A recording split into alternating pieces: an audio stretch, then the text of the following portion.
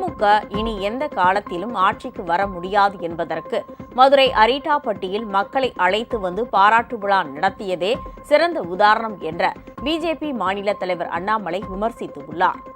சென்னை சேத்துப்பட்டில் புத்தக வெளியீட்டு விழாவில் பங்கேற்ற பின்னர் செய்தியாளர்களிடம் பேசிய அண்ணாமலை, அரிட்டாப்பட்டி மக்களின் வேண்டுகோளை ஏற்று மத்திய சுரங்கத்துறை அமைச்சர் கிஷன் ரெட்டி நாளை தமிழகம் வர இருப்பதாகவும் அவருடன் இணைந்து அந்த பகுதி மக்களை சந்திக்க இருப்பதாகவும் தெரிவித்தார்.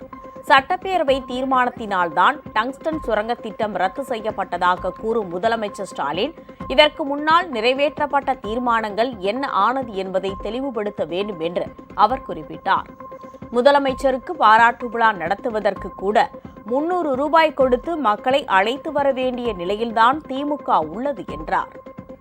அரசு சரியான தகவல்கள் கொடுக்காம இந்த டங்ஸ்டன் சுரங்கம் ஏலம் வருவதற்கு காரணமாக இருந்தும் கூட மக்களுடைய கோரிக்கை ஏற்று மத்திய அரசு அதை கேன்சல் பண்ணாங்க. முதலமைச்சர் அவர்கள் ஒரு பகர் கனவுல இருக்கிறாங்க.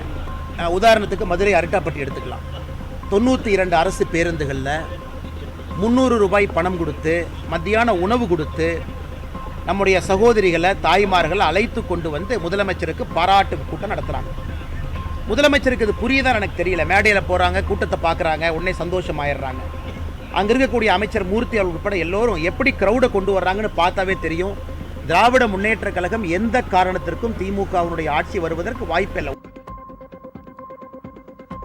சென்னை கிழக்கு கடற்கரை சாலையில் திமுக கொடியுடன் கூடிய காரில் வந்தவர்கள் அந்த வழியாக சென்ற பெண்களை மிரட்டியது பற்றி குறிப்பிட்ட அண்ணாமலை, இரவில் மட்டுமல்ல எந்த நேரத்திலுமே பெண்களுக்கு பாதுகாப்பு இல்லாத சூழல்தான் தமிழகத்தில் நிலவுகிறது என்று குற்றம் சாட்டினார்.